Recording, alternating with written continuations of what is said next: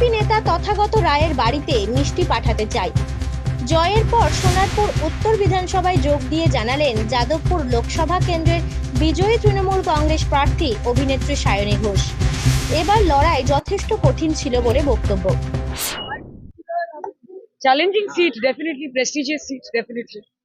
এবং এটা তো শুধু সায়নী ঘোষের জন্য নয়, এটা প্রথমত মমতা বন্দ্যোপাধ্যায়, তৃণমূল কংগ্রেস, অভিষেকের নেতৃত্ব এবং সাংগঠনিকভাবে প্রত্যেক বিধানসভাতে নিজেদেরকে উজাড় করে দিয়েছে এমএলএরা।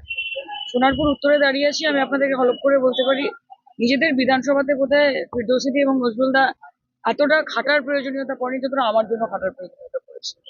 এবং I owe this to them, I dedicate আমাদের কর্মী সমর্থক যারা নিজেদের ইলেকশন মনে করে ইলেকশনটা লড়েছেন এবং নিজের বুথে গিয়ে বলেছেন যে আমার বুথে আমি ছাড়ব। এই বলে বলে তারা পৌঁছেছেন, তারা কাজ করেছেন এবং সেটার প্রতিফলন আমরা দেখতে পেরেছি। We really grateful to the people of Jadavpur and the people of Sonarpur.